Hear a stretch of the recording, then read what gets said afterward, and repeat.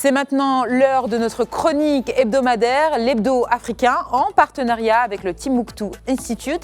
Et ce mercredi, nous recevons son président, le docteur Bakary Samb, en direct de Dakar. Avec lui, nous allons revenir sur le pacte de la Mecque et aussi sur ses enjeux pour le continent africain. Bonjour, docteur Bakary Samb. Alors, le 7 août 2026, à la Mecque, l'Arabie Saoudite, la Turquie et le Pakistan ont signé un pacte de défense mutuelle inédit. Une attaque contre l'un des trois pays sera désormais considérée comme une attaque contre les trois. Alors comment expliquez-vous la naissance de cet accord à ce moment précis, quelques mois après la guerre entre les États-Unis, Israël et l'Iran ? Oui, comme vous le savez, ce pacte n'est pas né par hasard. Il est le produit direct de la guerre de 2026 entre les États-Unis, Israël et l'Iran. Pendant ce conflit, on a vu que beaucoup de capitales du Golfe, à commencer par Riyad, ont constaté que la parapluie américaine n'était plus suffisante. Et je crois que dans le même temps, la montée en puissance militaire d'Israël et ses opérations qui sont régionales maintenant, ça a créé un double sentiment de vulnérabilité. Ainsi, l'Arabie Saoudite, la Turquie, le Pakistan ont donc décidé de prendre leur destin en main. Et je crois que le moment est parfait sur le plan de l'agenda. La guerre est terminée, certes, ou presque terminée.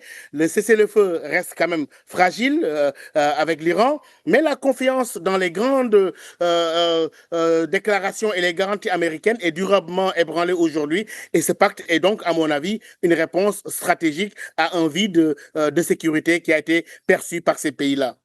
Très bien. Docteur Samb, certains voient dans ce pacte la naissance d'un nouvel acte de sécurité sunnite. D'autres y voient un simple mécanisme de dissuasion. Alors, selon vous, ce pacte de la Mecque, est-ce qu'il contribue à stabiliser le Moyen-Orient ou est-ce qu'il risque plutôt d'aggraver les tensions régionales ? Bon, je pense que ce pacte est d'abord un mécanisme de dissuasion, mais qu'il porte aussi en lui les germes d'un nouvel axe de sécurité. D'un côté, les trois pays insistent quand même sur le caractère purement défensif de l'accord. Ils disent clairement qu'ils ne visent pas un État particulier. Donc, c'est une manière de rassurer les voisins, notamment Téhéran. De l'autre côté, quand même, on ne peut pas ignorer la réalité des capacités réunies. La Turquie possède la deuxième armée de l'OTAN. Le Pakistan est la seule puissance nucléaire du monde musulman. L'Arabie Saoudite dispose de ressources financières considérables. Et je crois que ce pacte-là est à considérer dans les rapports de force dans le Moyen-Orient. Très bien. Alors, dernière question très rapidement. Le conflit israélo-palestinien reste au cœur de l'instabilité de la région. Alors, dans quelle mesure ce nouveau pacte peut-il influencer positivement ou négativement les perspectives d'une solution à deux États et d'une paix durable au Moyen-Orient ? Très rapidement, on a vraiment 30 secondes. Oui, l'Arabie Saoudite se donne une marge de manœuvre. En résumé, je crois que le pacte de la Mecque ne résout pas le conflit israélo-palestinien, mais il rend plus difficile de l'ignorer aujourd'hui. Il place à nouveau, à mon avis, la question des Palestiniens et de la Palestine au centre des calculs stratégiques régionaux. Très bien, merci beaucoup, docteur.